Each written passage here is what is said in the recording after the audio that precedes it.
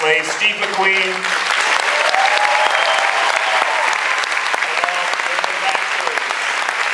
Alfre Woodard. Lupita Nyong'o.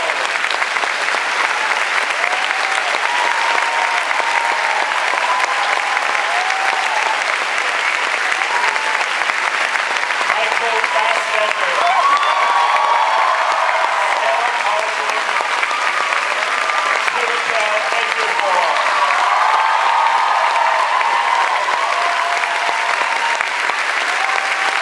Paulson.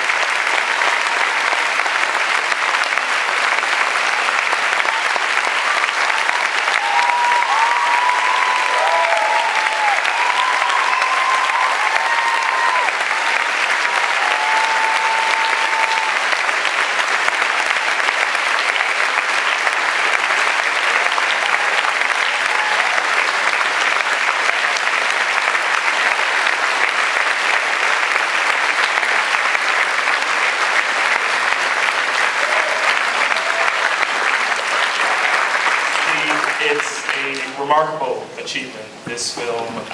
It feels like we have been waiting for a film like this. Maybe just for this particular film for a long time. In the long history of cinema, there are so few movies about the experience of slavery. Why now? I don't know, really. I think right now, from various responses we've had on the road, possibly, there's a black president. The unfortunate events of time of this great man. See, it's just some of it affects the standing ovations what they do to you. I was starting again. I apologize. Just lost my. But it's also a perfect storm. It's President Obama. It's Trayvon Martin. The unfortunate situation there. The 150th anniversary of the abolition of slavery. And the 50th anniversary of the March on Washington, all these things at one time, I think has obviously galvanized in response to the movie. I often think that any other time, possibly it would have gone overlooked in a way, or not overlooked, or people wouldn't want to sort of approach it in a reflective manner. And I'm just sort of grateful that we can actually make this movie and response to it has been so great. So that's all really. You've assembled a remarkable cast to tell this story, and you bring them to some very dark places. This is a difficult experience, I would imagine, for an actor to put him or herself through. Can you talk a little bit about casting the film and what you needed from your actors to tell this story? I think what I needed from actors is total absolute commitment. I mean, the fact that they're standing here now and none of them are sacked tells you a lot about me and how I want to make films. I mean, if you're not giving 110%, there's no reason to be here. And these are not actors, they're artists. And I never ever want to work with actors.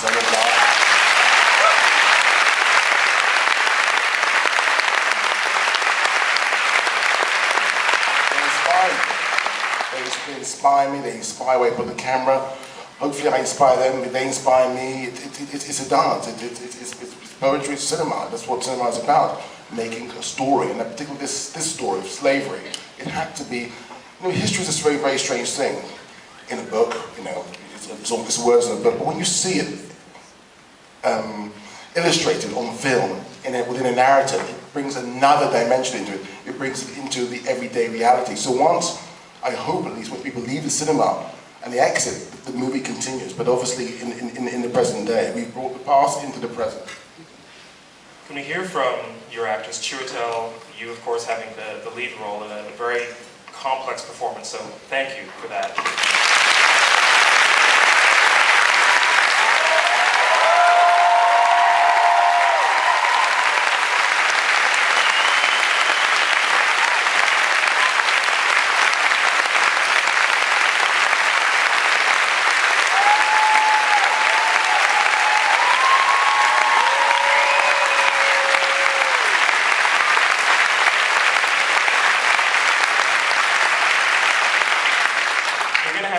Speak as well. Can you tell us a little bit about what you had to go through to deliver this performance? Thank you so much. This was an extraordinary script and an amazing and a beautiful autobiography, and I feel like the journey was all about engaging with this man and his experience, and trying to connect to that in the hope that we would understand and be able to reveal just a fraction of what he went through and his experience, and try to create a reality out of that could be presented to the modern day, and the hope being that if we could get even a fraction of that, that we had achieved something. And I'm just so grateful to the experience and with working with Steve, but and the rest of the extraordinary cast. And but it really is Solomon's journey in his book that is a gift to the modern world. Thank you. Before we open it up to you, I just want to ask Michael if you could just, because you've worked with Steve on all of his feature films.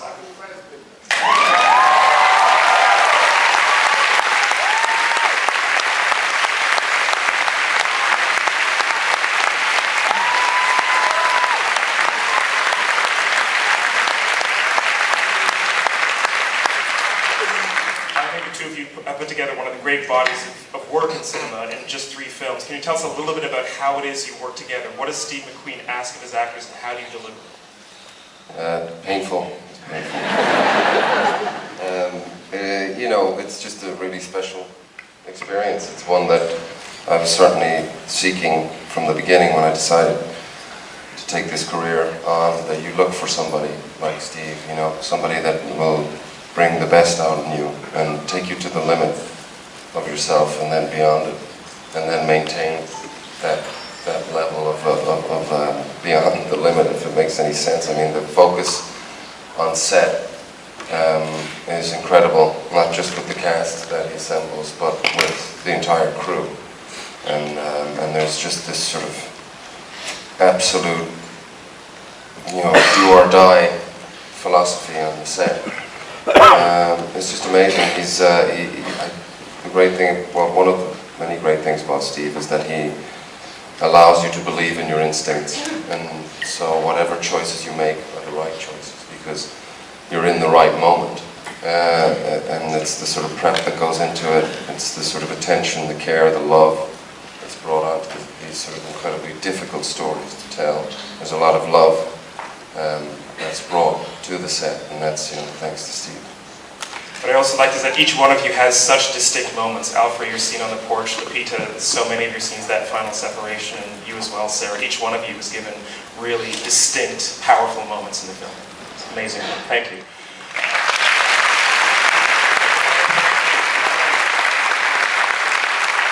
All right, we have a few minutes for your comments and your questions as well. I'm going to go right here first. Go ahead, yes?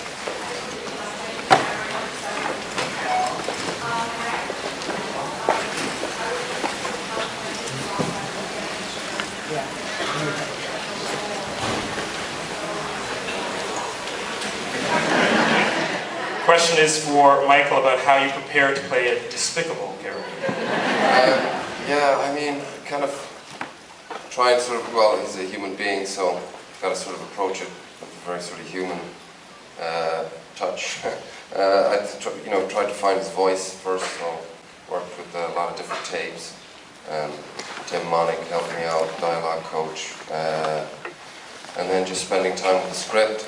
A lot of time with the script, but just, you know, trying to find the human being in the Epps, you know, because everybody, obviously, what he does is pretty terrible, but I don't know, there's something in there that I kind of feel sorry for him, you know, that he's a victim of the time as well, you know, he's in love with Patsy, and he can't deal with it, you know, how can he be in love with the slave? And so he sets about, you know, suppressing her and beating her to try and beat it out of himself. So I thought that there was a really amazing humanity to him in that alone. So that was my in, you know, the sort of love for Patsy and exactly how he was sort of processing that. And I think, you know, I've said this before with Epps, I think I see him as a representative of the time. You know, it's all the ugliness of the time is sort of culminated in this character. Thank you. Is there a question in the balcony? Yep, in the center, go ahead. Hi, question for Steve. I found the film to be stylistically quite different from, sorry, I'll speak louder. It's stylistically quite different from your past films. I was wondering, did you feel that you needed to put yourself in a different place as a director for this film, given the subject matter and the importance of the story? Questions about the style of the film and how it differs from previous ones. Well, I don't really, I'm not cool. I'm way not cool. So I don't really think about style that often. The camera has to go where it's necessary to capture what's in front of me.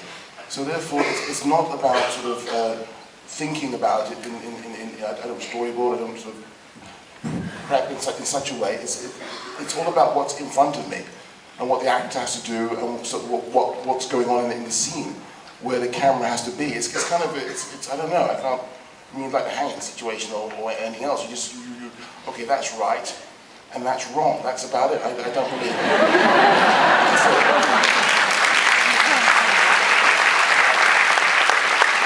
Yes, right here. Hi, thank you for coming. I'm a big fan. I'm just wondering, this is such a small echo. Of the 3 films that you've done with Steve, which one did you find to be Question for Michael. Of the 3 films you've done with Steve, which one was the most challenging? I don't know, it's apples and oranges. It's like, I don't know. I mean, they're all challenging pieces. I think, for an audience as well, that's the great thing about Steve's films. I think as an audience member, you have to contribute. It's not a passive experience in any respect. They all had various sort of levels of, challenge to them. But I have to say, with this one here, I mean, really, the support system outside of Steve, which is always like, I love him to death, but these guys, I had a really sort of, amazing, you come to work and you're sort of supported by this cast, and I think together we sort of looked after each other and provoked each other and supported each other. So, it's challenges in all of his films. Thank you. There's a question right here, yes?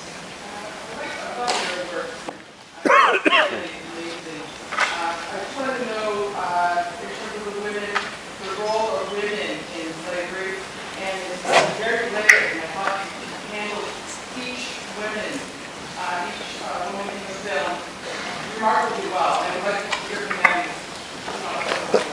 Questions about the female characters in the film. Alfre, Lupita, Sarah, would you like to comment? With Mr. Shaw, we know that she existed, women like her existed. The challenge was, and Steve laid the bed for it and prepped it all and kept a close eye and hand on it. We had to create a world that we could believe was still going on when we were away from the world of the explantation, and that it gives us another in into Patsy. And I think Mrs. Epps could not, Mrs. Shaw she couldn't associate with the other plantation mistresses. She couldn't go into the field, and she loved that. And so there's some nobility in Patsy that she recognizes, although Patsy is in that field picking 500 pounds of cotton a day. She recognizes that in her, and she's company for her. And so it's a world that she desperately needs. She's got other black people waiting on her and scraping, and she calls him nigger Epps as soon as he walks up. But she recognizes a kindred person and starts the process of helping Patsy to understand how to use her power in that world. And the fact that Solomon is learned.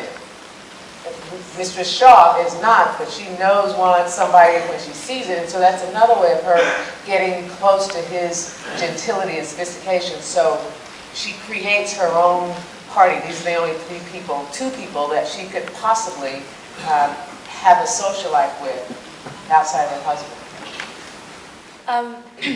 For me, Patsy was such an incredible woman in the script, and I was so excited about getting the opportunity to bring her back to life. I mean, she's described as being agile, genial, pleasant-tempered, and the hardest worker of the field.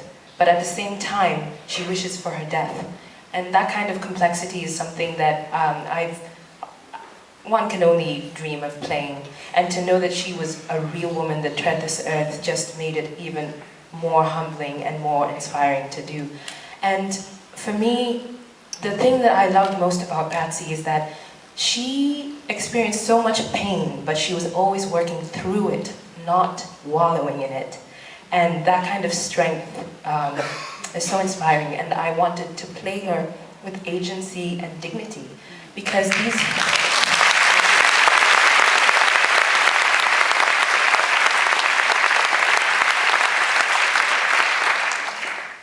I'll stop there. Thank you. Sarah, if you could add your own thoughts as well. Well, I play Mistress Epps, and although she behaves deplorably, obviously, I had to find a way into playing her in a way that I could sit with and understand. And the way to do that was to realize that she was behaving out of fear. And it's not to justify her behavior, but just to sort of acknowledge that this is a woman who was being usurped by someone and in front of everyone and was deeply embarrassed, and her way of fighting back was to behave in a indefensible kind of way. That was her way of dealing with it. And again, I'm not trying to justify her behavior, but as an actor, when you're doing it, it's not my job to judge her or to decide, the right and wrong of it, but to commit, because the story that I'm part of telling is the story of Solomon and Patsy and all of those men and women and children, and it wasn't for me to get in the way of it, to try to make it softer or more palatable or to go down more easily. That would have been a big disservice to the story, and the only way to do it was to lean in and throw myself into it without apology. And so. There you go. Thank you.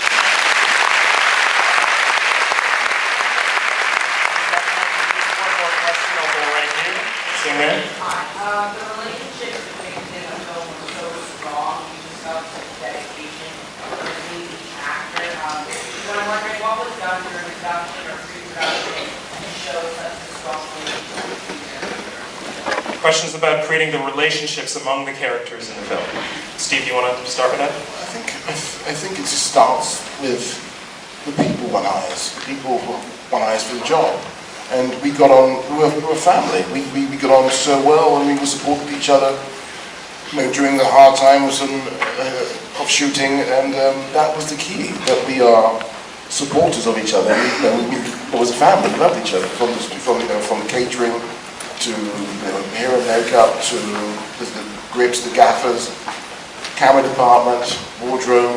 It was just one big club, one big group of people who were there for each other. So when you have that environment, and when you walk into an environment and it smells good or it smells bad, well, if you walk into an environment where it smells good, you feel safe, then you can experiment, then you can risk, then you can fail, then you can feel better.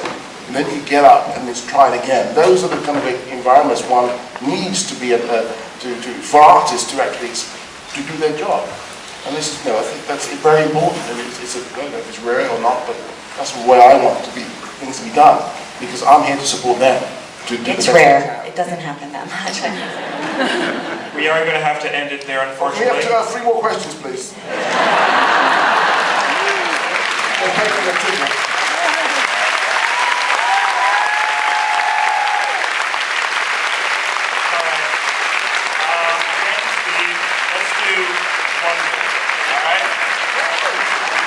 Right here, go ahead. Make it quick.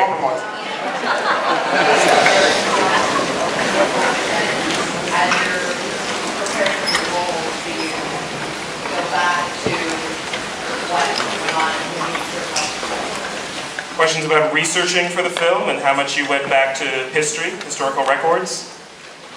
Oh, sorry. That question was me. Oh, okay. Sorry, this is a very important point. There's a very important part of the film that Lupita sort of researched herself, which was the corn dolls that she made in the movie, which is very interesting. Please, can you? Yeah. So, thank you, Steve. In my research, I was always trying to figure out what Patsy's life was beyond the scenes that were in the script. And one evening, shortly before we started to film, I was daydreaming and asking myself, what else did Patsy do with her hands? Because she's described as having dexterous hands. She's the fastest cotton picker in the bayou. So I had the inclination that she must have done something artistic with her hands. And so it occurred to me, and I think it was a visitation from Patsy's spirit herself, that she may make corn husk dolls. I knew that there was corn grown on the Epps plantation, so I looked it up, and indeed it was historically accurate that slaves did make crafts out of corn husk. And so I went to Steve with the idea the next day, and he loved it and had the art department provide me with corn immediately.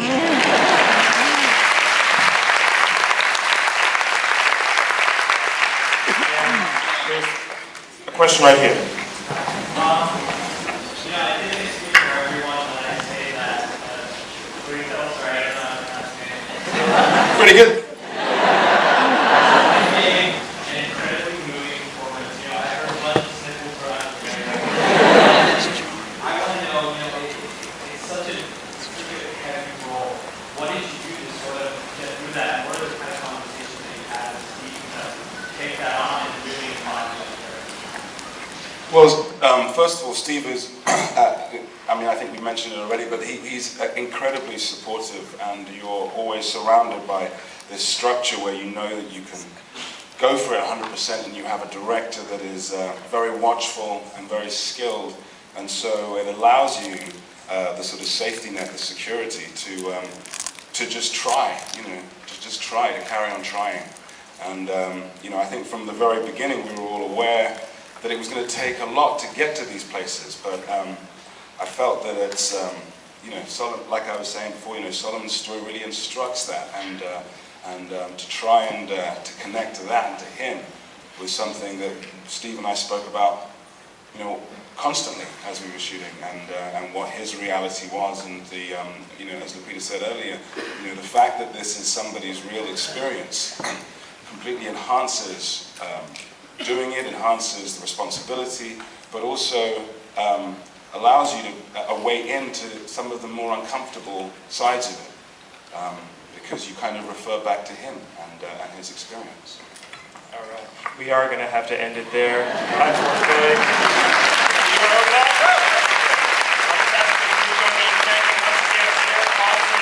Chiwetel, Ejiofor, Michael Fassbender, Lupita Nyong'o, Alfre Woodard, and Steve McQueen.